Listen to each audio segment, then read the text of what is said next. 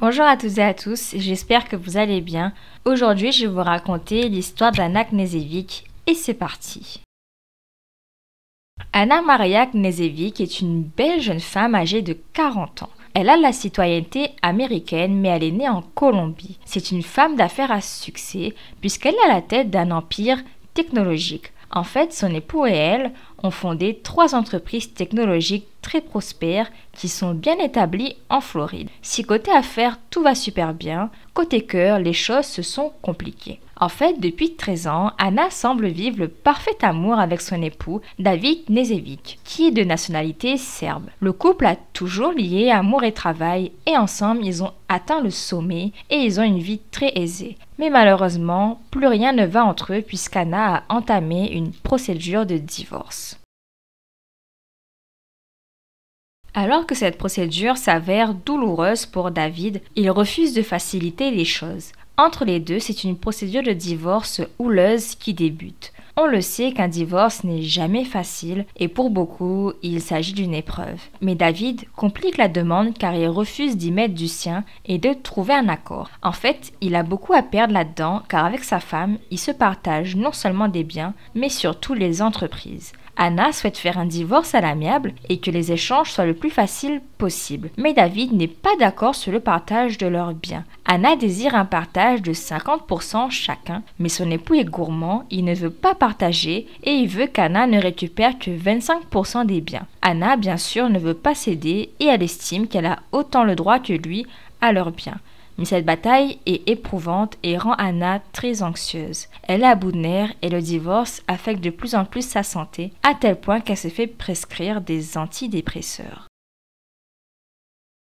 Très angoissée, Anna comprend qu'il faut qu'elle fasse quelque chose pour se changer les idées. Elle décide alors de changer d'air et de s'installer à Madrid. C'est un nouveau départ pour elle et à la fin du mois de novembre 2023, elle déménage dans un nouvel appartement et immédiatement les choses vont mieux pour elle. Sa famille remarque qu'elle commence à retrouver le moral. Comme les affaires marchent très bien pour elle, elle est très à l'aise financièrement. Tellement qu'à ce stade de sa vie, elle n'a plus à travailler et elle peut très bien vivre comme ça. Dans sa tête, elle allait gagner cette procédure de divorce et refaire sa vie. Le 2 février 2021, Anna doit visiter une maison sur Madrid afin de s'y installer définitivement. En fait, le bail de son logement allait s'arrêter en mars et elle cherchait un endroit où s'installer plutôt sur le long terme. À la fin de la journée, elle a appelé une amie afin de lui raconter comment était la visite et elle lui a confié qu'elle n'aimait pas trop la propriété et qu'elle voulait visiter d'autres maisons. Elles ont aussi discuté de leur projet de voyage puisqu'ensemble les 2 copines devaient partir en escapade à Barcelone la semaine suivante. Elles doivent y être pour le 5 février afin d'assister à une conférence d'une psychiatre qu'Anna estime beaucoup. Dans la foulée, elle profiterait pour faire des activités et s'amuser. Vers 21h30, Anna dit à son amie qu'elle est fatiguée et elle raccroche au téléphone et va se reposer. Elle lui a confié qu'elle n'avait aucun plan pour ce week-end. À 23h30, une autre amie lui envoie un texto, mais elle ne répond pas et pourtant ce message a été lu. Pour revenir à la nuit où elle a donné son dernier signe de vie, tout avait l'air normal. Mais généralement, Anna baisse les stores de sa chambre quand elle va dormir afin d'empêcher que le soleil y entre le matin et la dérange durant son sommeil. Mais cette fois-ci, elle ne l'a pas fait et ça, ce n'est pas dans son habitude. Les jours passent et les proches d'Anna n'ont plus de nouvelles d'elle. Son amie de Madrid est très inquiète car ce n'est pas son genre et surtout elle devait faire ce fameux voyage ensemble. Anna ne répond pas au téléphone. Elle était très contente pourtant à l'idée de passer du temps avec sa copine et ne lui aurait jamais fait faux bond de la sorte. Elle sent que ce n'est pas normal et elle se dit que quelque chose ne va pas. Elle contacte alors la police pour leur faire part de ses inquiétudes. La police décide alors de se renseigner à propos d'Anna car ils trouvent son silence surprenant aussi. Ils se rendent à son logement afin de voir si elle y est, mais en arrivant, personne n'ouvre la porte. Ils interrogent alors les voisins pour savoir s'ils ont vu ou entendu quelque chose et à ce moment, les stores de la chambre d'Anna sont toujours ouverts. Selon l'une de ses voisines, Anna serait restée debout jusqu'à 1h30 du matin. Elles ont également dit qu'elles ont vu un homme qui portait un casque de moto en train de désactiver les caméras de sécurité de l'immeuble avec une bombe aérosol et cela s'est produit en même temps qu'Anna se soit volatilisée. La police s'est renseignée sur cet homme qui était en train de brouiller les caméras de surveillance et ils se sont rendus compte que cet acte de vandalisme s'est produit à plusieurs reprises dans les environs.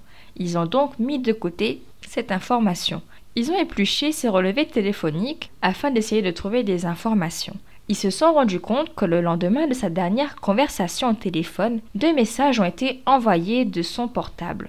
L'un vers 14h à son amie suède Sanna Ramo. Ce message était écrit en anglais et il parlait de sa rencontre avec un homme et il disait les mots suivants. « J'ai rencontré quelqu'un de merveilleux. Il a une maison d'été à environ 2 heures de Madrid. Nous y allons maintenant et j'y passerai quelques jours. Le signal est irrégulier, je t'appellerai à mon retour. » Elle a poursuivi en disant que tous les deux ont ressenti une connexion incroyable comme elle ne l'a jamais eue auparavant. En lisant cela, Sanna a été très surprise et n'en revenait pas de cette histoire. Pour elle, ainsi que pour la famille d'Anna, elle ne cherchait pas de relation, elle était en procédure de divorce et voulait se concentrer sur elle, se retrouver et passer du temps avec ses proches. Sanna ne comprend donc pas et 2 heures plus tard, son ami proche à Madrid reçoit le même texto, mais en espagnol cette fois. Et ce texto ressemblait plus à une traduction automatique qu'à un véritable SMS. Son ami a trouvé cela très étrange et ne comprenait pas pourquoi Anna aurait interrompu leur escapade afin de suivre un homme qu'elle venait à peine de rencontrer.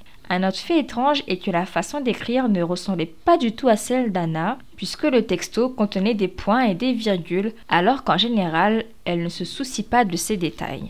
Le dimanche 4 février, le téléphone d'Anna n'a plus du tout donné de signal. Son amie de Madrid est morte d'inquiétude. Elle recontacte la police. Ces derniers trouvent le silence d'Anna également inquiétant. Ils se procurent un mandat et se rendent à son domicile afin de fouiller les lieux. Une fois sur place, ils y pénètrent et ne trouve rien d'anormal. L'appartement est vide et il n'y a pas de désordre, mais des objets personnels sont manquants. Son ami de Madrid dépose alors officiellement une plainte pour disparition et la famille d'Anna est informée de cette plainte. Une enquête est alors officiellement ouverte. Ses proches sont très angoissés et ne comprennent pas où est passée Anna et pourquoi elle ne répond pas au téléphone. Pour eux, elle allait beaucoup mieux. Ils ne voyaient pas de raison pour elle de disparaître et elle n'aurait jamais laissé ses proches sans aucune nouvelle. Juan, le frère d'Anna, contacte alors son mari puisque le divorce n'est pas encore officiellement prononcé. Il se dit que peut-être qu'il a eu des contacts avec elle ou qu'il aurait eu des nouvelles. Lorsqu'il a enfin réussi à joindre son beau-frère, il lui explique la situation et David lui répond calmement qu'il n'a pas de nouvelles de son épouse et qu'il n'a aucune idée de où est-ce qu'elle pourrait être passée. La famille d'Anna, toujours terrifiée de son absence, rappelle David un autre jour afin de lui demander de l'aide. Il lui explique qu'ils sont toujours sans nouvelles d'Anna et s'ils peuvent avoir une aide financière afin de se rendre en Espagne afin de la chercher et aussi obtenir de l'aide d'un bon avocat. Ils se permettent de lui demander cela vu qu'ils savent que le couple a une bonne situation financière. Mais à leur surprise, David répond froidement qu'il ne peut pas leur prêter de l'argent, que la vie d'Anna ne le concernait plus puisqu'ils étaient séparés. Au même moment, il a engagé un avocat pour se défendre dans la disparition de son épouse. Son avocat a affirmé aux policiers que David n'a rien à voir avec la disparition de celle-ci, qu'il n'a pas eu de contact avec elle et qu'il se trouvait en Serbie depuis qu'elle n'a plus donné aucun signe de vie. Il dit rester disponible pour collaborer dans l'enquête. Les policiers sont plutôt sceptiques et demande à David pourquoi il n'a pas participé aux recherches d'une quelconque manière. Il s'est justifié en disant qu'il ne parle pas espagnol et qu'il pensait qu'il ne serait pas utile sur place. Du côté des parents d'Anna, ils ont également porté plainte pour personnes disparues mais aux États-Unis. Ils ont pu obtenir l'aide juridique qu'ils cherchaient et ils sont soutenus par SOS Desaparecidos, qui est une organisation bénévole de personnes disparues et leur apporte leur aide psychologique comme juridique. Beaucoup pointent du doigt son époux, vu qu'ils étaient en pleine procédure de divorce. L'avocat de David Knežević, qui s'appelle Ken Padowitz, a déclaré les mots suivants. « Je pense que l'accent devrait être mis sur la situation horrible et tragique d'une jeune femme disparue et sur ses retrouvailles. » Effectivement, David Knežević a bien déménagé en Serbie à une période Avant la disparition de son épouse, selon son avocat depuis le 27 janvier 2024, il se trouve à Fort Lauderdale. Les proches d'Anna ont confirmé à la police que le couple vivait une procédure de divorce difficile et que David avait beaucoup à perdre car il y avait beaucoup d'argent en jeu. Mais David réfute ces propos et affirme qu'ils avaient trouvé un accord à l'amiable et que leur séparation était amicale et non hostile. Il a déclaré les mots suivants. Il n'y a pas eu de divorce très contesté, pas encore de procédure de divorce, pas d'avocat engagé, pas de procédure judiciaire, pas de plaidoirie méchante, pas d'échange de courriel. Rien de tout cela ne s'est produit.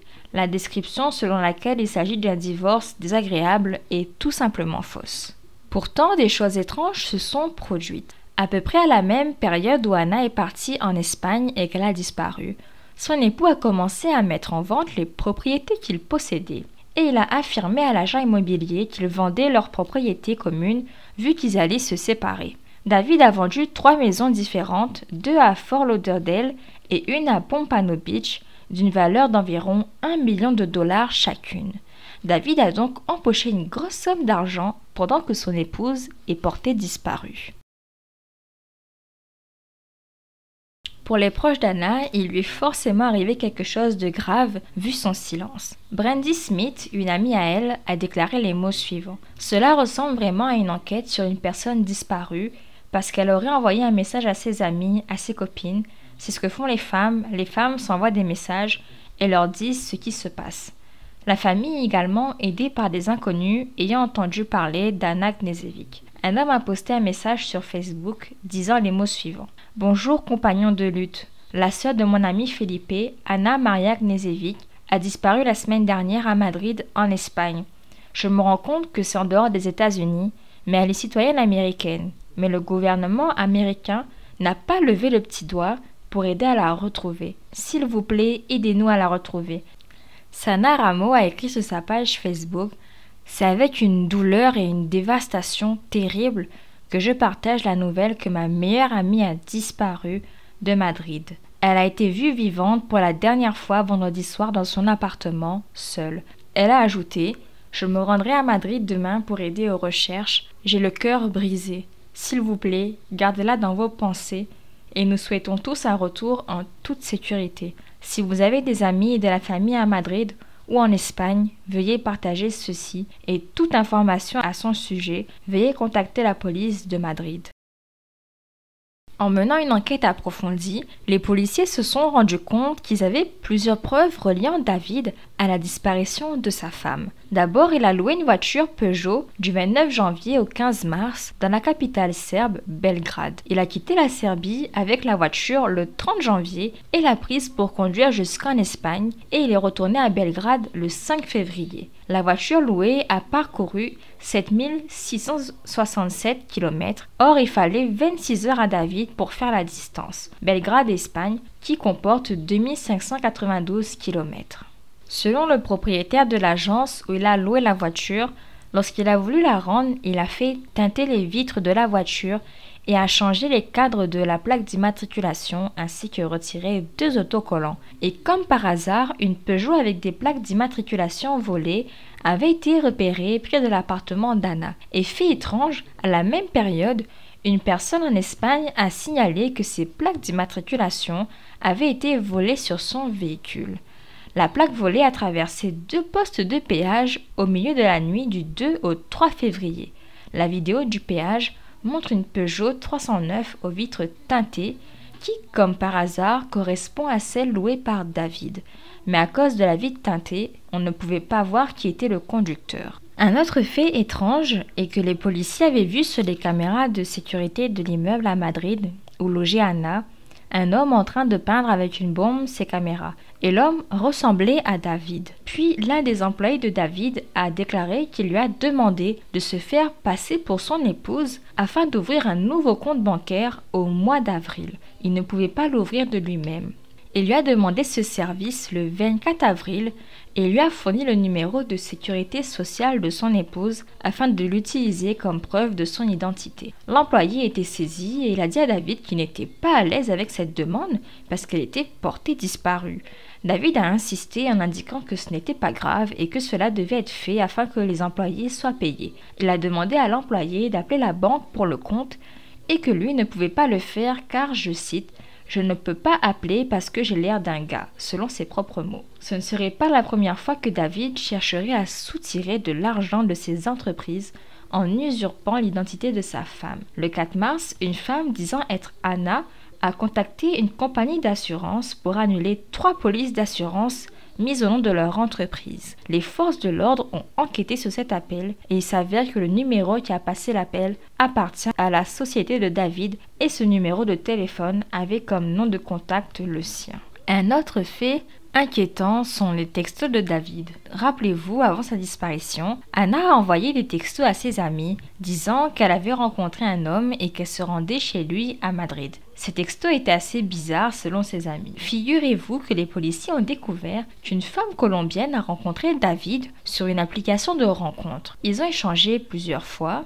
Et le 3 février, il lui a demandé sur WhatsApp de l'aider à traduire les messages selon lui, en colombien parfait. C'était ses mots. La madame ne comprenait pas pourquoi il lui a demandé cela et il a expliqué que c'était en fait pour un ami en Serbie qui écrivait un scénario sur un personnage colombien. Il lui a demandé de traduire la phrase suivante. « J'ai rencontré quelqu'un de merveilleux.